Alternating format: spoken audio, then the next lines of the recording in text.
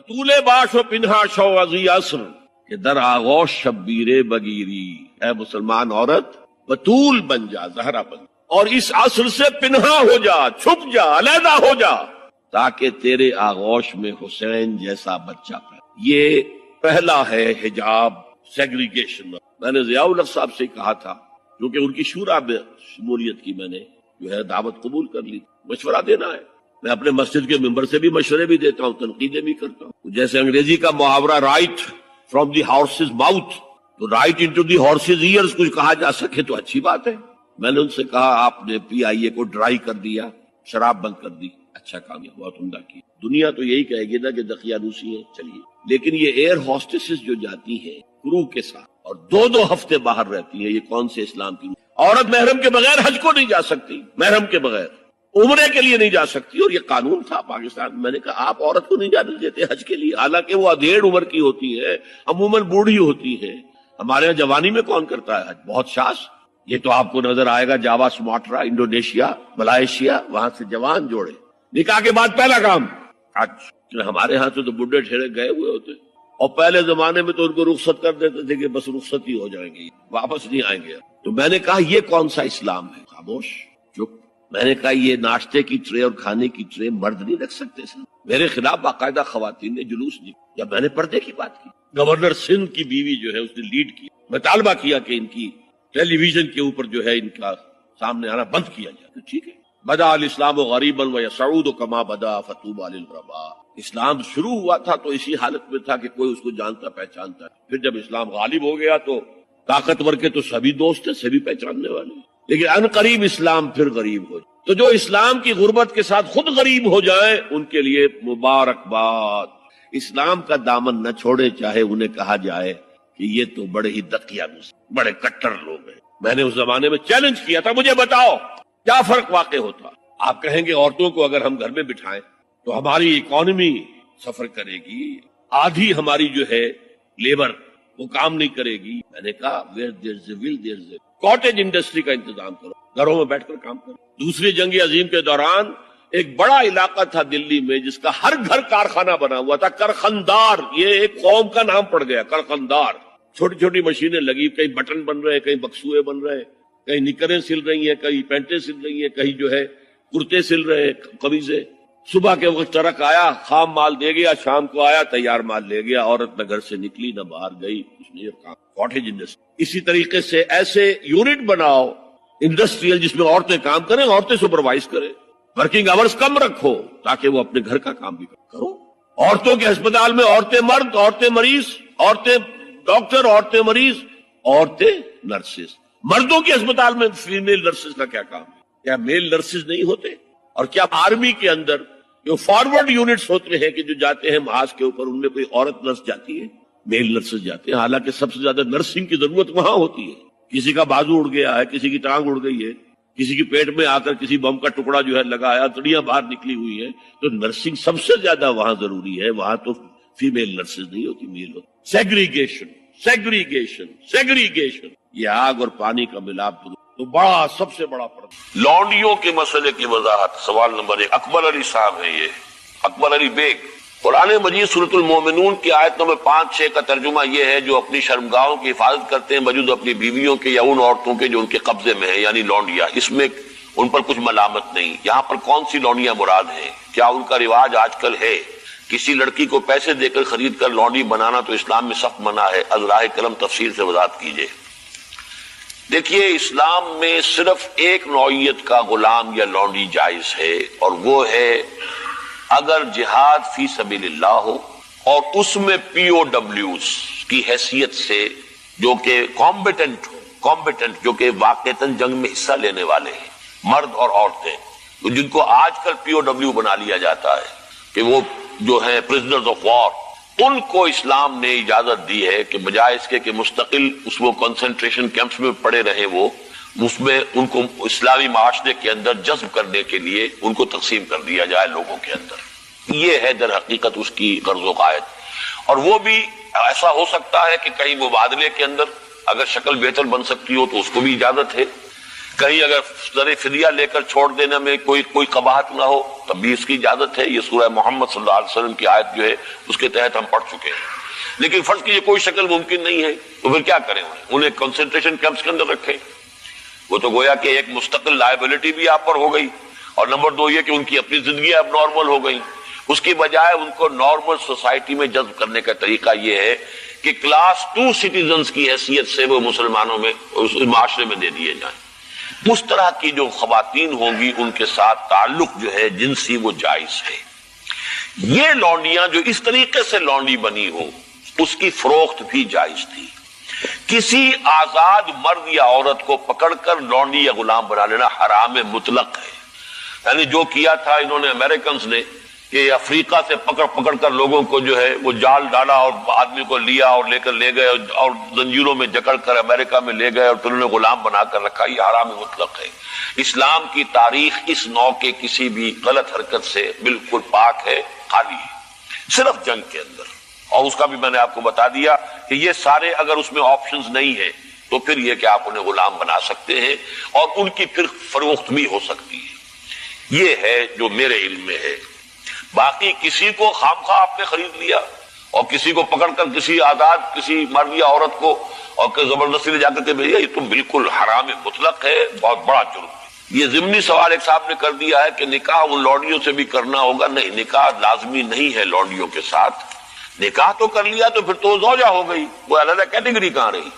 لیکن ترغیب دی گئی ہے کہ اگر آپ کسی لونڈی کو آپ کی وہ لونڈی تھی، وہ تھی POW کے طریقے سے آئی تھی، کنیز تھی، آپ نے اسے آزاد کیا، اس سے نکاح کر لیا، بہت بڑا نیکی کا کام ہے. تو ایمینسیپیشن جو تھی غلاموں کی اور کنیزوں کی آزادی کے لیے راستہ اللہ تعالیٰ نے یہ پیدا کیا کہ بہت سے گناہ ایسے ہیں کہ جن کا کفارہ یہ رکھ دیا گیا غلام آزاد کرو، غلام آزاد کرو. اور اسی طریقے سے اس کو بہت بڑا نیکی کا کام قرار دیا گیا. فک و رقبت، گردنوں کا چھڑا دینا، آزاد کر دینا، یہ بہت بڑی نیکی ہے. تو اس حوالے سے اس کا معاملہ. اسی طریقے سے کسی لونڈی کے ہاں سے اولاد اگر ہو گئی تو اب وہ ام ولد ہو گئی، اب وہ لونڈی نہیں رہی، ام ولد ہو گئی، اسے فروخت آپ نہیں کر سکتے، وہ آپ ہی کے ہاں رہے گی. لیکن یہ کہ وہ آپ کا اس کا درجہ جو ہے عام کنیز سے وہ بڑھ جاتا ہے. یہ تفصیلی قوانین ہے. اصولی سوال جہاں تک تھا اس کے حد تک میں نے عرض کر دیا ہے کہ اسلام میں یہ راستہ اب بھی کھلا ہے، اور اس کی حکمت کیا ہے اس پر میں بھی بہت غور کرتا رہا. اس لیے کہ بظاہر تو عام خاص طور پر آج کل کے حالات میں یہ چیز جو ہے ذہن انسان کا اس کو قبول نہیں کرنے کو تیار ہوتا کہ اس طرح کا معاملہ بھی ہونا چاہیے. لیکن میں یہ سمجھتا ہوں کہ وہ جو جہاد فی سبیل اللہ آخری دور میں ہونے والے ہیں، جن میں کہ حضرت مہدی اور حضرت عیسیٰ علیہ السلام کا معاملہ بھی ہوگا، اس میں سمجھتا ہوں یقیناً کوئی ایسے مراحل آئیں گے کہ جہاں اس انسٹیٹیوشن کو انووک کرنے کی ضرورت پیش آئے گی. اس کے لیے کہ اس کا راستہ شریعت کے اندر باقی رکھا گیا، کھلا رکھا گیا، اگرچہ اس کے بڑی پابندیاں لگا دی گئیں. یہ بھی ہے کہ غلام کو وہی کھلاؤ جو خود کھاتے ہو، وہی پہناؤ جو خود پہنتے ہو. کام کا بھی بوجھ اس پر اتنا زیادہ نہ ڈالو کہ جس کا بہت مشقت والا ہو جائے. کوئی بہت سخت کام ہے تو تم خود بھی اس کے اندر شریک ہو جاؤ اس کے ساتھ. یہ ساری چیزیں ہیں، ان کے ساتھ نیک سلوک کرنا، اچھا سلوک کرنا. اور اسی کا نتیجہ یہ ہے کہ عالم اسلام میں ایک دور ایسا آیا کہ مشرق و مغرب میں سب سے بڑی حکومتیں جو تھی وہ غلاموں کی تھی. یہ خاندان غلامہ کون تھے جو ہندوستان کے اندر پہلی حکومت بنی اسلامی؟ قطب الدین ایبک کون تھا؟ التتمش کون تھے؟ ملبن کون تھا؟ یہ سب کون؟ سپکدگین کون تھے؟ الکتوین کون تھے؟ یہ خود محمود غواری کون تھے؟ محمود غزنوی، یہ سب کے سب غلام تھے. اسی طریقے سے ممالک کی حکومت مصر میں، ہندوستان میں خاندان غلامہ اور ممالک مملوک کی جمع، مملوک غلام کو کہتے ہیں. تو ممالک کی حکومت مصر میں عالم اسلام کی 2 عظیم ترین حکومتیں غلاموں کی تھیں.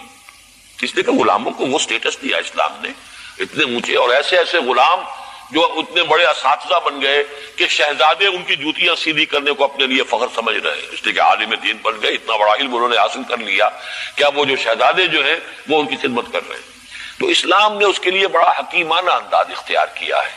ایک یہ کہ پہلے ان کو بڑے نیچرل انداز میں معاشرے کے اندر جذب کر دیا جائے، بجائے اس کے کہ اب نارملی وہ کنسنٹریشن کیمپس کے اندر پڑے ہوں اور سڑ رہے ہوں وہاں پر، ان کی زندگی نہ زندوں کی ہے نہ مردوں کی ہے، اس کی بجائے یہ شکل اختیار کر لی گئی، ان کے ساتھ حسن سلوک کی ترغیب دی گئی، ایمینسیپیشن کے راستے کھول دیے گئے۔ باقی اس انسٹیٹیوشن کو بالکل ختم اس لیے نہیں کیا گیا میرے نزدیک واللہ عالم کہ اس انسٹیٹیوشن کو انووک کرنے کی ضرورت پیش آئے گی آخری دور کی جنگوں میں، واللہ عالم۔ کہ ایمان دل میں آ گیا تو ایک کشاکش اندر شروع ہو جائے گی۔ میں اگر فرائیڈ کی اصطلاح استعمال کروں تو ایگو اور اڈ یا لبیڈو میں تصادم ہوگا۔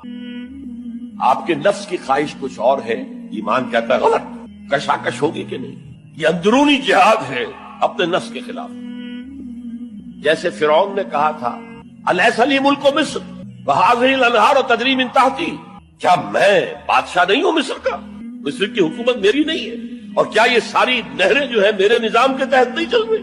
اسی طرح برا نہ مانیے، ہمارا نفس کہتا ہے یہ جسم میرا ہے، میری ملکیت ہے، مائی ڈومین، میری خواہش پوری کرنی ہوگی۔ جیسے اس نے کہا میں نہیں جانتا کوئی خدا ہے میرے سوا اور میرے اوپر، میں نہیں مانتا، نفس بھی کہتا میں نہیں ماننے کو تیار، کیا حلال ہے کیا حرام ہے، کیا جائز ہے کیا ناجائز، میری خواہش پوری کرو۔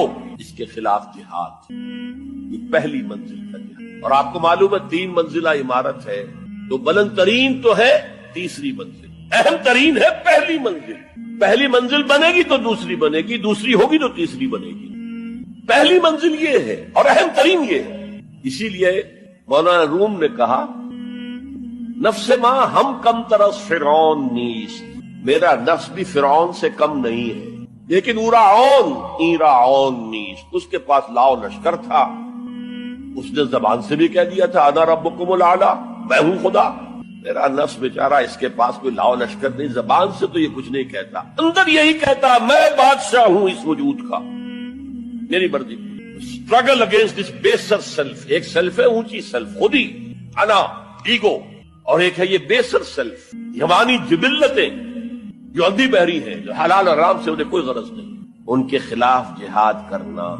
آپ نے فرمایا صلی اللہ علیہ وسلم المجاہد من جاہد نفسہ، اصل مجاہد وہ ہے جو اپنے نفس کے خلاف جہاد کر سکے۔ تمہارے اندر یہ دشمن تو بیٹھا ہوا ہے، تکڑا ہے، تمہیں کنٹرول کر رہا، چلے وہ باہر کے دشمنوں سے جہاد کر دے۔ تم نے ٹانگے کو گھوڑے کے آگے باندھ دیا۔ اور ایک دفعہ حضور سے پوچھا گیا ای الجہاد افضل یا رسول اللہ، اے اللہ کے رسول سب سے افضل جہاد کون سا ہے؟ فرمایا ان تجاہد نفسک فی طاعت اللہ، اپنے نفس کے خلاف جہاد کرو، اسے اللہ کا مطیع کرو۔ یہ جو اندر کی کشمکش ہے، کشاکش ہے، یہ جہاد فی سبیل اللہ کا نقطہ آغاز، اللہ کا مطیع بنانا ہے نفس کو۔ اس کے ساتھ 2 سب لیول اور ہیں۔ اس نفس کو بھڑکانے والی ایک قوت ہے انویزیبل، اور ویزیبل بھی ہے۔ انویزیبل قوت سب سے بڑی ابلیس، شیطان، لعین، اور اس کے چیلے چاٹے جنات میں سے، اور ویزیبل میں انسانوں میں جو اس کے ایجنٹ ہیں، جو فحاشی کو کلچر کا نام دے، یہ اس ابلیس کے چیلے ہیں۔ ان کے خلاف جہاد نہیں کریں گے آپ، اگر آپ ان کے خلاف ایگریسو ایٹیٹیوڈ اختیار نہیں کریں گے تو آپ ان کے دباؤ میں آ جائیں۔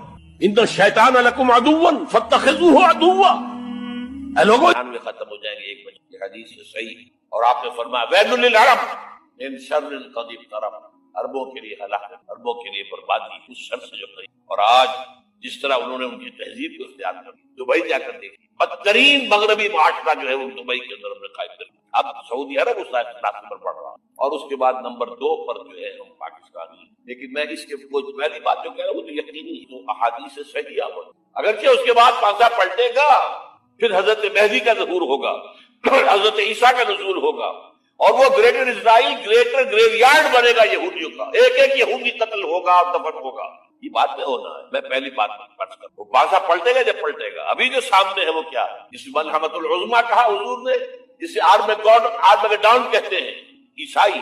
آرمیگیڈون کی اگر کہیں جا کر آپ دیکھیں گے، آپ ڈکشنری میں مانیں کیا لکھا ہے؟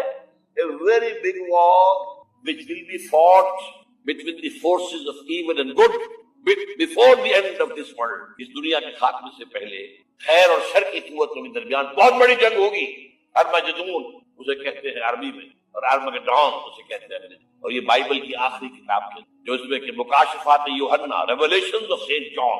یہ تو میں کہہ رہا ہوں یقین کے ساتھ، اور زیادہ دور نہیں آیا۔ اس لیے کہ یہودیوں کا اور عیسائی جو کنزرویٹوز ہیں نیو کنزرویٹو، ان کا 5 نکاتی ایجنڈا ہے متفق علیہ جس کے تحت یہ جنگ صلیبی شروع، سن لیجیے آپ۔ آرمیگیڈون نمبر 1، گریٹر اسرائیل قائم ہو جانا اس کے نتیجے میں نمبر 2، مسجد اقصی اور قبۃ الصخرہ کو گرانا نمبر 3، وہاں تھرڈ ٹیمپل، وہ مسجد جو حضرت سلیمان نے بنائی تھی 1000 قبل مسیح میں، پھر برباد کی تھی نیبوکدنیزر نے، دوبارہ بنائی گئی، پھر دوبارہ ختم ہوئی 70 عیسوی تک گری پڑی، ان کا خانہ کعبہ گرا ہوا ہے 70 عیسوی سے لے کر آج تک۔ ایک دیوار ہے ویلنگ وال، جہاں جاتے ہیں روتے ہیں پیٹتے ہیں معلوم، وہاں وہ بنے گا تھرڈ ٹیمپل۔ اور نمبر 4، اس میں لا کر رکھا جائے گا تخت حضرت داؤد۔ یہ تخت کہاں ہے اس وقت؟ یہ لندن شریف کے اندر، جو ان کی پارلیمنٹ کا جو چرچ ہے ویسٹ منسٹر ایبے، اس میں رکھا ایک پتھر تھا جس پر بٹھا کر حضرت داؤد کی تاج پوشی ہوئی، پھر حضرت سلیمان کی ہوئی، پھر وہ پتھر رکھ دیا گیا جب حضرت سلیمان نے بنایا ہیکل مسجد اقصی، وہاں رہا وہ۔ ہر بادشاہ جو تھا یہودی اسی کے اوپر بٹھا کر اس کی تاج پوشی۔ سن 70 میں ٹائٹس نے گرایا اسے ہیکل کو، وہ پتھر لے گیا، وہاں سے روم گیا، روم سے آئرلینڈ گیا، آئرلینڈ سے اسکاٹ لینڈ آیا، اسکاٹ لینڈ سے انگلینڈ آیا، اور اب وہ رکھا ہوا ہے 14ویں صدی سے آج تک، وہ ویسٹ منسٹر ایبے میں رکھا ہوا، ایک کرسی کی سیٹ میں اسے بنا دیا گیا ہے تخت کی شکل۔ اب انگریزوں میں کوئی ملکہ ہو، کوئی بادشاہ ہو جس کی بھی تاج پوشی ہو، یہ لا کر رکھا جائے گا تھرڈ ٹائم، اور اس پر یہودیوں کے خیال کے مطابق ان کا مسیحا آئے گا جو مسیح دجال، عیسائیوں کے خیال کے مطابق حضرت عیسیٰ آئیں گے، وہ ہمارا بھی خیال ہے حضرت عیسیٰ آئیں گے علیہ السلام۔ یہ تو بات کی بات ہے، اس وقت جو عرض کر رہا ہوں عربوں پر بہت بڑا عذاب، اور پاکستان کا معاملات بتائیے، میں یقین ہینگنگ ان دی بیلنس ہو سکتا ہے اللہ تعالیٰ آپ پر رحم، اگرچہ اسی پہ شرائط ہے۔ چمن کے مالک اگر بنا لے موافق اپنا شعار، اب بھی چمن میں آ سکتی ہے پلٹ کر بہار اب، اور یہ بھی ہو سکتا ہے کہ اللہ تعالیٰ نے معجزانہ طور پر ہمیں ملک دیا، ہم نے اللہ سے بدعہدی کی، وعدہ خلافی کی، غداری کی، لہذا سزا دی جائے اور ہم سے یہ ملک چھین لیا۔ اس جس دور کا انہونی بات ہے جو گھیراؤ ہو رہا ہے آپ کے مغرب میں نیٹو فورسز اور مشرق میں بھارت فورسز، بھارتی فورسز گدھوں کی طرح بیٹھے ہوئے انتظار کر رہے ہیں پاکستان اور ڈسٹیبلائز ہو جائے، یہاں اور بدامنی ہو جائے۔ اب لاہور میں پھر آج دھماکے ہو، 2 دن پہلے کا دھماکہ میں سہ کے آیا ہوا ہوں آپ کے سامنے، تو جانے بچی نہیں جو ہماری اکیڈمی کا حشر ہوا ہے، میں آپ کو یہ بتا سکتا ہوں یہ سارا کیوں ہو رہا ہے، تاکہ یہاں بدامنی ہو جائے اور ہمیں جواز مل جائے، مغرب سے نیٹو فورسز داخل ہو جائیں، مشرق سے بھارتی فورسز آ جائیں، اور ہمارے ایٹمی دانت توڑ کر اور پھر ہمیں بھارت کے سامنے ڈال دیا جائے۔ نو ڈو ایز یو لائک، یہ ان کا نقشہ ہے، ہوگا کیا وہ اللہ جانے، ہوگا وہ جو اللہ چاہے، لیکن اللہ کا چاہنا جو ہے وہ کس پر منحصر؟ یہاں انقلاب برپا کرو، یہاں اسلام لاؤ، اگر دھندوں میں لگے رہو گے تو وہ خود بخود نہیں آ جائے گا۔ صحابہ نے جانیں دی تھی، کتنی تکلیفیں اٹھائی تھی، 12 برس تک مکی دور کے اندر، با نشہ درویشی در ساز و دمادم سن، جو پختہ شبی خدرا پر سلطنت جم سن۔ یوم طائف یاد ہے جو حضرت عائشہ فرماتی ہے کہ میں نے پوچھا تھا حضور سے کہ یوم احد سے زیادہ سختی بھی آپ پر کبھی آئی؟ یوم احد پر کیا ہوا تھا؟ تلوار کا وار پڑا تھا آپ کے چہرے مبارک، یہ جو رخسار کی ہڈی ہے اس کے اندر وار گیا ہے، اوپر خود کی 2 کڑیاں تھی، وہ اس پہ گھس، 2 دندان مبارک شہید، وہ خود کی کڑیاں ایک صحابی نے اپنے دانتوں سے پکڑ کر کھینچنے کی کوشش کی، دانت نکل گئے، وہ نہیں نکلی، کیا جتن کر کے نکالی گئی ہوگی تو خون کا فوارہ، اتنا خون گیا ہے کہ آپ بےہوش ہو گئے، گر گئے، اور مشہور یہ ہو گیا کہ آپ کا انتقال ہو گیا، شہادت۔ یہ سیرت کبھی پڑھی حضرت عائشہ کے ہوش کا تو یہی دور تھا نا، یوم طائف میں جو کیا تھی بچی تھی، مجھے کیا پتا کیا ہو رہا ہے، 3 دن تک مکے کی گلیاں اور وہاں کے اوباش لوگ پتھراؤ کر گئے تھے اس امید میں کہ شاید وہاں کا کوئی سردار ایمان لے آئے، تو یہاں تو ابو طالب بھی فوت ہو گئے، یہی دنیاوی سہارا تھا، خاندانی سہارا تھا ابو طالب کے ذریعے، اور گھر میں ایک دلجوئی کرنے والی رفیقہ حیات سے وہ بھی ان کا بھی انتقال ہوا۔ آپ نے کہا یہ عام الحزن ہے، اب تو سب کو طے ہو گیا قریش ہو گیا، اب جیسے قتل کر دو، اسی لیے آپ گئے طائف، شاید وہاں کا کوئی بڑا سردار مانے ایمان لے آئے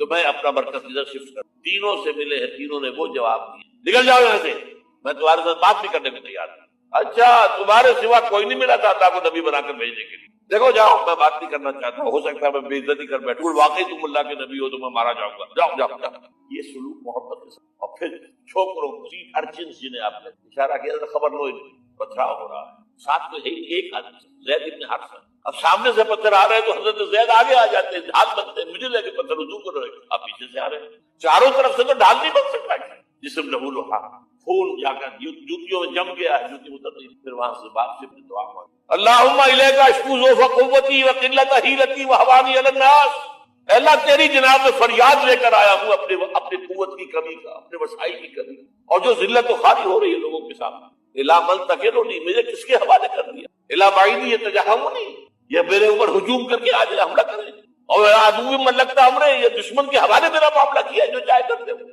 لیکن پھر ابدیت غالب آتی، ان لم یکن علی غضبک فلا ابا، اللہ اگر تو ناراض نہیں ہے تو مجھے کوئی سر تسلیم خم ہے جو مزاج یاد ہے، مجھے اندیشہ یہ ہے کہ تو ناراض ہو۔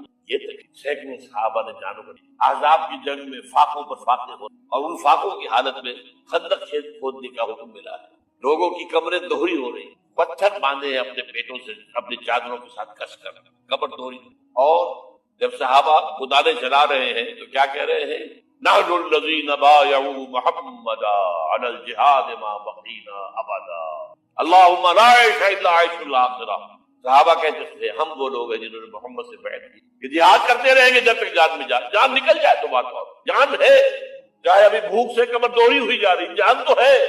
اور ایک دفعہ کہتے تھے اللہم لا عیش الا عیش الاخرہ، اے اللہ عیش زندگی تو آخرت کی، اور حضور فرماتے تھے، حضور کے بیٹھے ہوئے نہیں تھے گاؤں سے کیا لگا کر پتھر اٹھا کر خندق کو چلی جا کے مار دیں، جب صحابہ کہتے ہیں اللہم لا عیش الا عیش الاخرہ، حضور فرما رہے ہیں فاغفر للانصار والمہاجر، اے اللہ ان انصار اور مہاجرین کی مغفرت۔ پھر حضور کی خدمت میں کچھ لوگ آئے، حضور اب یہ فاقہ ناقہ میں برداشت ہو گیا، دیکھیے ہم نے یہ پتھر باندھے، حضور نے کرتا اٹھا کر دکھایا، بس 2 پتھر، یہ ایسے آپ بہرحال اس موضوع پر میری ایک کتاب ہے منہج انقلاب نبی، یہ انقلاب کیسے آیا تھا، اگر دل میں ذرا بھی آرزو پیدا ہو گئی کہ اللہ قبول کر لے مجھے بھی، مجھے قبول کر لے اس کام، وہ کتاب آپ کے لیے مست کا پڑھنا، وہ جو ہمارے مکتبے نے شائع کی ہوئی ہے اچھے سفید کاغذ پر، وہ تو 200 روپے کی، لیکن ہمارے تنظیم کی طرف سے تاکہ کم استطاعت والے لوگ استفادہ کر سکیں، وہ 70 روپے کی، تو شاید 50 یہاں مل جائے گی، بات پڑھیے، وہ سیرت اس میں آپ کو، سیرت ان جلوسوں میں نہیں،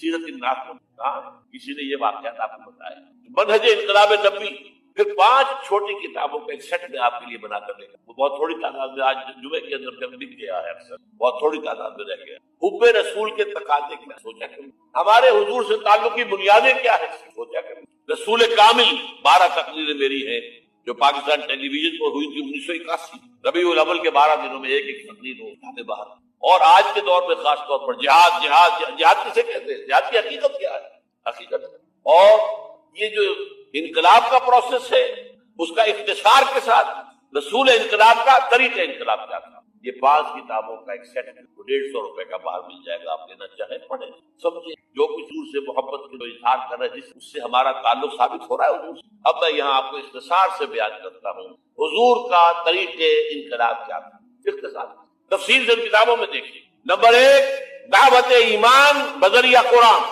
یتلو علیہم آیاتی، آج جمعے میں میں نے اسی آیت پر تلاوت آیات، قرآن پڑھ کے سناؤ، قرآن پڑھ کے سناؤ، قرآن پڑھ کے، اس قرآن کے ذریعے سے دلوں میں ایمان پیدا ہو، یقین والا ایمان۔ دیکھیے برا نہ مانے، مغالطے میں نہ رہیے، میرے اور آپ کے دلوں میں ایمان نہیں ہے، عقیدہ ہے، عقیدہ ہے، والدین سے ملا ہے، یقین والا ایمان کہاں ہے؟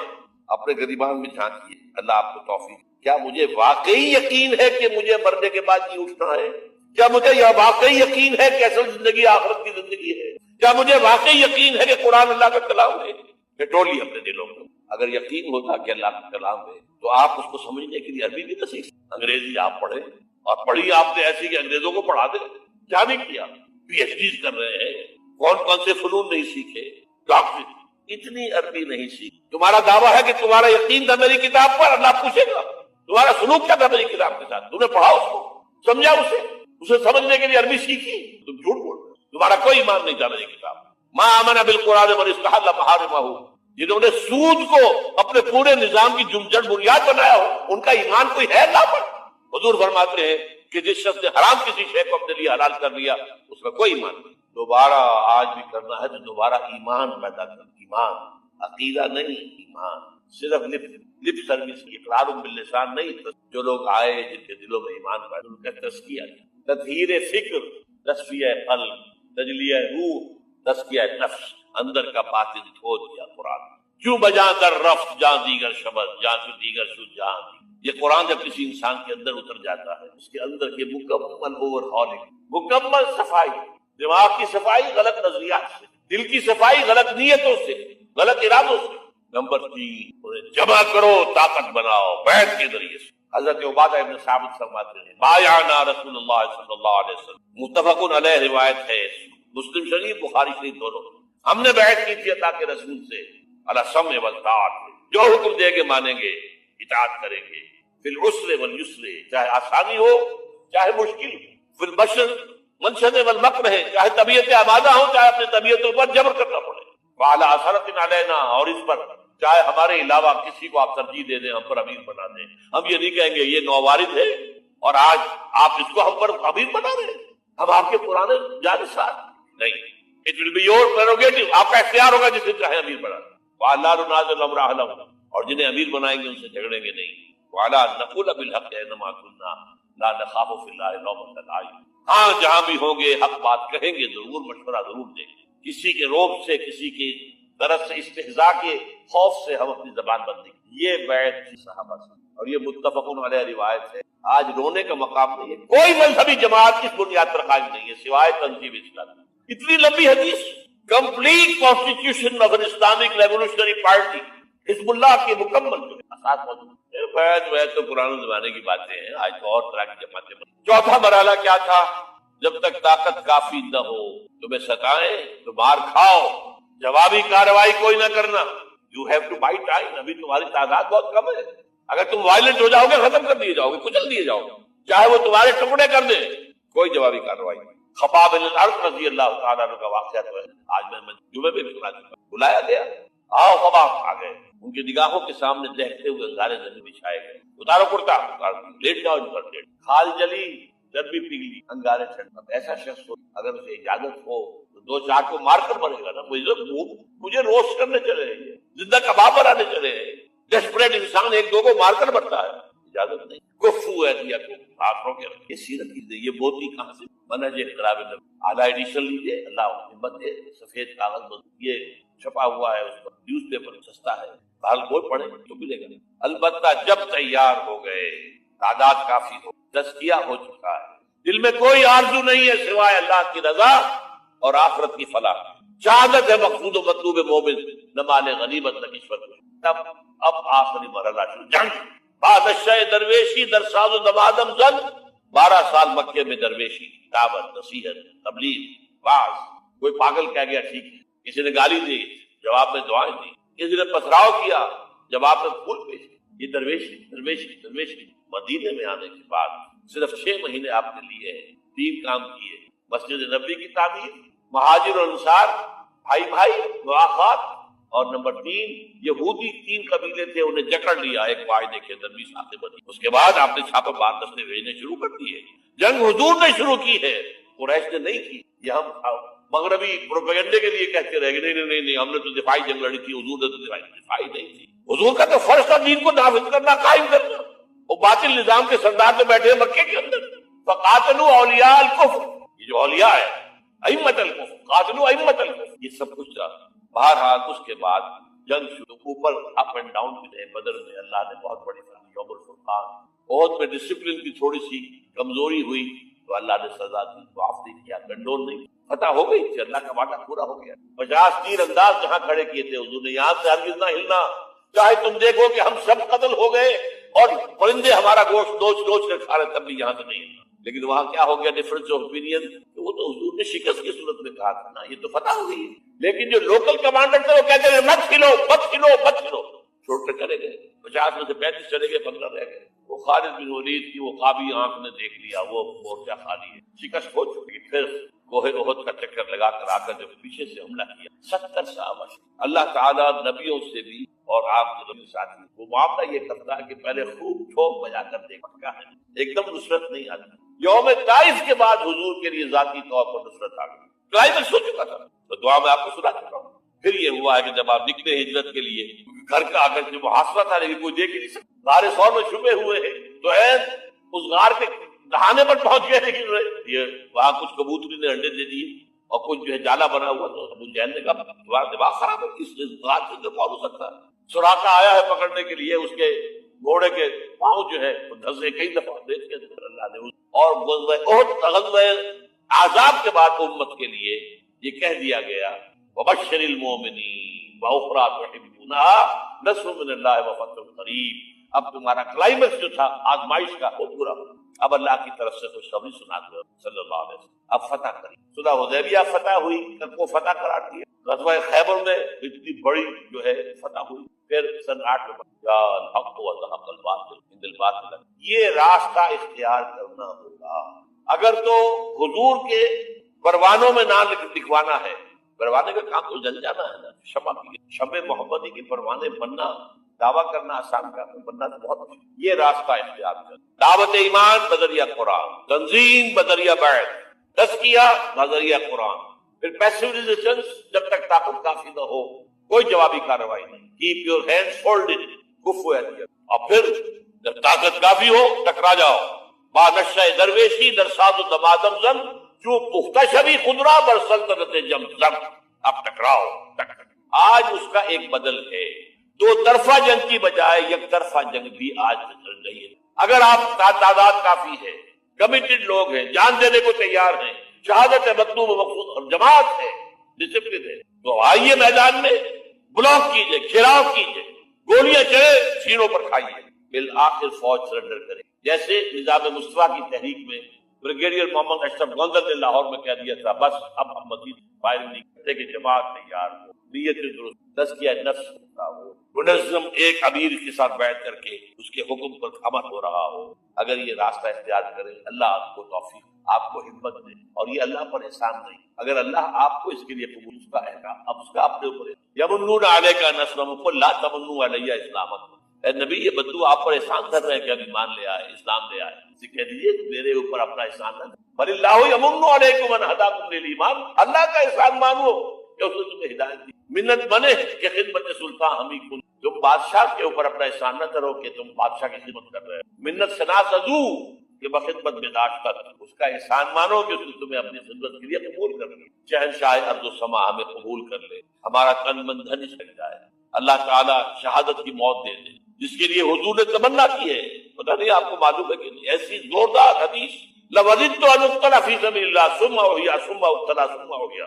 میری بڑی خواہش ہے کہ میں اللہ کی راہ میں قتل ہو جاؤں, پھر زندہ کیا جاؤ, پھر قتل کیا جاؤ, پھر زندہ کیا جاؤ, پھر قتل کیا. لیکن یہ قانون ہے, رسول قتل نہیں. کرم اللہ لاغلبن انا ورسولی, رسولوں کے بعد میں اللہ کا رسول غالب آ. دیکھیے اگر تو یہاں پر اس پاکستان میں اس طرز کا کام آگے بڑھے, جو بھٹک رہے لوگ, یہ بدنیت نہیں ہے, راستہ معلوم. لوگ جو ہے اپنی جان ہتھیلی پر رکھ کر میدان میں آ گئے, اب ان کے خلوص میں کیا کریں, لیکن راستہ معلوم ہونا بہت ضروری ہے. چراغ نشان راہ دکھاتے تھے جو ستاروں کو, ترس گئے ہیں کسی مرد راہداں کے لیے, راستہ دکھانے والا نہیں. یہ راستہ ہے, اس راستے پر غور کیجئے, اس پر فکر کیجئے, سوچئے. جو میں نے چیزوں کا ذکر کیا ان کا مطالعہ کیجئے, پھر اللہ ہمت دے. آپ کبھی لاہور آئیے, مجھ سے بات کیجئے. اگر آپ کے خیال میں نے کوئی چیز غلط لکھی ہے, غلط کہی ہے, مجھے سمجھائیے, میں آپ کا احسان مت لوں گا. آئے کوئی لاہور دور تو نہیں ہے, آپ چھوٹے سے چھوٹے کام کے صبح جاتے شام کو آ جاتے. اب تو آپ کے پاس موٹر وے بھی بہت آسان بن گئی ہے. لیکن یہ کہ محض یہ سال بسال ایک جلسہ کر لینا, ایک تقریب منعقد کر لینا, اس سے تو کچھ. بہرحال حضور فرماتے ان اللہ زوالی الارض, زمین لپیٹ لی, فرائے تو مشارقہا و مغاربہا, میں نے سارے مشرق دیکھ لیے, سارے مغرب دیکھ لیے. وَإِنَّ أُمَّتِي سَيَبْلُغُ مُلْكُهَا مَا طُوِّعَ لِي مِنْهَا. سنو, میری امت کی حکومت ان تمام علاقوں پر قائم ہوگی جو مجھے زمین کو لپیٹ کر دکھا دیے. کوئی شک ہے؟ اگر شک ہو تو اپنے ایمان کی خیر مند. یہ روایت صحیحین کی روایت جو ہے تو سب سے ٹاپ. دوسری حدیث مقداد بن الاسود رضی اللہ تعالیٰ عنہ, وہ فرماتے ہیں کہ حضور نے فرمایا لا يبقى على وهل الارض بيت وبر ولا بدر الا ادخله الله كلمة الاسلام. اس زمین پر نہ کوئی گھر بچے گا اینٹ گارے کا بنا ہوا, نہ کوئی خیمہ ہوگا جو بالوں کے کمبلوں سے بنا ہوا ہو, مگر یہ کہ اس میں اللہ کلمہ اسلام کو داخل بعز عزیز او ذل ذلیل, یا تو کسی باعزت کے اعزاز کے ساتھ وہ ایمان خود قبول کرے گا, اسلام اس کے اندر داخل ہوگا, اس کا بھی اعزاز. وَلِلَّهِ الْعِزَّةُ وَلِرَسُولِهِ وَلِلْمُؤْمِنِينَ وَلَكِنَّ الْمُنَافِقِينَ لَا يَعْلَمُونَ. اور جو نہیں اسلام قبول کرے گا اسے نیچے ہو کر رہنا پڑے گا. یؤتُوا الْجِزْيَةَ عَنْ يَدٍ وَهُمْ صَاغِرُونَ, انہیں اسلام کی سپریمیسی قبول کرنی پڑے گی. کوئی گھر نہیں بچے گا جس میں کہ اللہ کا کلمہ داخل. حضرت مقداد کہتے ہیں پھر میں نے اپنے دل میں کہا وَيَكُونَ الدِّينُ كُلُّهُ لِلَّهِ، یہ جو سورہ انفال میں الفاظ آئے ہیں، دین کل کا کل اللہ کے لیے ہو جائے تب تو یہ ہو جائے گا۔ اس خوشخبری کو سامنے رکھیں۔ حضور کا مقصد بعثت غلبہ دین، بھیجا گیا پوری نوع انسانی کے لیے۔ تکمیل اس وقت ہوگی جب پورے عالم انسانیت پر دین کا غلبہ، جیسے 1400 برس قبل عرب میں، اور یہ ہو گیا۔ اس کی خبر 5 ادوار کے اعتبار سے حضور نے دے دی، اس کے گلوبل ہونے کی حضور نے 2 حدیثیں میں نے آپ کے سامنے رکھی، اور آج دنیا ادھر جا رہی ہے، اور دنیا کو ہے پھر مار کا روح و بدن پیش، تہذیب نے پھر اپنے درندوں کو ابھارا، اللہ کو پاور دیے، مومن پہ بھروسہ، ابلیس کو یورپ کی مشینوں کا سہارا، امریکہ مشینوں کے بدلے کھڑا ہوا، اس کی تہذیب ختم ہوئی۔ وہ جو اقبال نے 100 سال پہلے کہا تھا، دیار مغرب کے رہنے والوں، خدا کی بس کی دکان نہیں ہے کھڑا جسے تم سمجھ رہے ہو، وہ اب ذرے کم عیار ہوگا، تمہاری تہذیب اپنے خنجر سے آپ ہی خودکشی کرے گی، جو شاخ نازک پہ آشیانہ بنے گا ناپائیدار ہو۔ اور آج کیا ہوا ہے وہاں؟ صدر امریکہ فرماتا ہے، کلنٹن، جو اس کا آخری state of the union address تھا، آخری، عنقریب امریکی قوم کی یہ حرامزادوں پر، اس کے الفاظ کیا ہیں؟ born without any wedlock، کوئی شادی کا بندھن نہیں ہے، ماں باپ میں سے پیدا ہو رہے ہیں۔ ان کو آپ کیا کہتے ہیں؟ حرام۔ اب لوگوں کی اکثریت کو پتہ ہی نہیں ہمارا باپ کون تھا، جانتے نہیں۔ نتیجہ یہ نکلا ہے بالفعل